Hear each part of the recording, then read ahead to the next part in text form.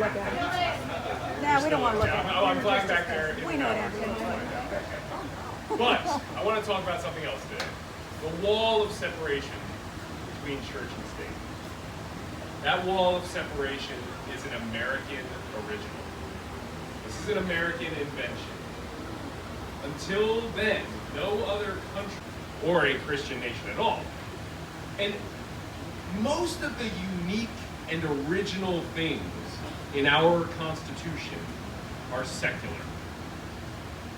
It is those secular elements of our Constitution that truly are unique and original. So our Constitution was the first to declare that power comes from the people, not from a God. We the people, right? Those words are poetic, but they're also so much more. They are a declaration of power. And it tells us governments get their power from the consent of the government, not from God's. Our Constitution was the first governing document not to mention a God or a deity. And it's godless by design. An intelligent design, we might even say. It's godless on purpose. Right? There were actually a few members of the founding generation who were pissed off that it didn't invoke a deity. This was a conscious choice on their part. And they knew that to write God into a document like that would be inherently unequal. That it would favor one religion over another and religion over non-religion. Our Constitution was the first to ban religious tests for public office. It's in Article 6, Clause 3. And it does so in some very clear and emphatic language. Some of the most clear and emphatic language you can find anywhere in that document. It says that no religious test shall ever be required for any office or public trust under the United States. No, shall, ever, any. Right? These are very strong, clear, emphatic words. They knew what they were doing. And there is a whole lot that's wrong with our Constitution. But these are things that we got right. And they are all uniquely secular aspects of our Constitution. And they're not just contributions for later generations, or to political science, but really to all of humanity. And those contributions are threatened. They are under attack by white Christian nationalism. Is so damn important to the issues that they care about. We have to show them why the separation of church and state connects to everything that they care about, why it demands equality. Because no religion can be put over another, and no religion cannot be put over non-religion.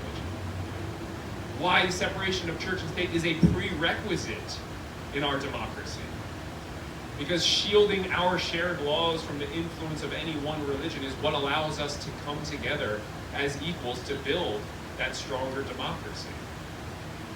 And it's not just equality and democracy. I mean, there's so much more that we can tie this to. In Missouri, Americans United for Separation of Church and State just filed a huge new lawsuit. We launched it in January. 14 members of clergy from 7 different denominations challenged the abortion bans in that state as a violation of the separation of church and state. We were able to do that. Oh, yes, thank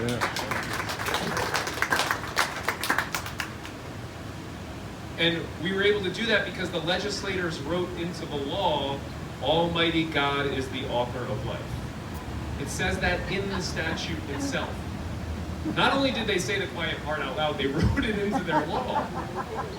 They also did say the quiet part out loud. They quoted Psalms 119, which is not a thing, in their debates. They said, being from the Catholic side of it, and the Bible tells me this, and God does not give us a choice in this matter. And these are things they said in the debate. They were clear about abusing their power to impose their personal religion on everybody in that state.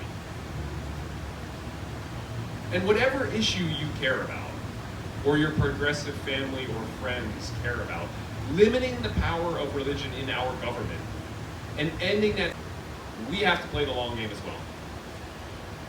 And a big part of that means tempering your expectations.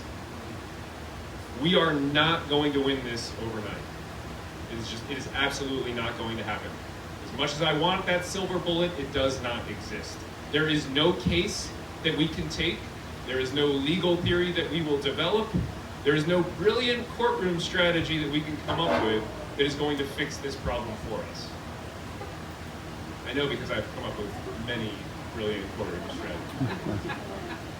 But if we expect that to happen, we're not only going to be disappointed, we're going to be that much farther behind. So temper your expectations and start small. And that is number 3. Start small. You do not have to fix the U.S. Supreme Court. You do not have to fix the U.S. Congress. You don't even have to fix Arizona, though I think you actually have a chance to do that. Right? This is the way that we win. You build power and you start locally. And this is, if anybody saw Nick Fish's closing talk yesterday, this is what he was talking about. And this is what he's done a remarkable job doing, of transforming American atheists into an organization that is working to build that kind of power. Build power locally. Run for office. You may not win on your first time out. Do it anyway.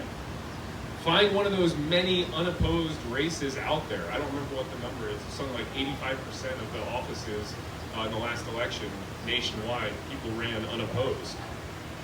Build power right here in your own backyard. And this is where Arizona is ahead of the curve. Where I'm jealous of you getting to live here, not just for this lovely weather, but because the organizations that you have on the ground. Right? You have an amazing organization working to build that power right now. No other state has this. Certainly not to this level. And you've also got a ton of help. Right? You've got brilliant, dedicated, not just activists, but legislators who can help you do this kind of work.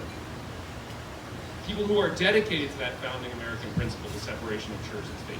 You've got enemies, some big ones, and you've got a hard fight, but God damn it, you can win this. I really believe Arizona can win this.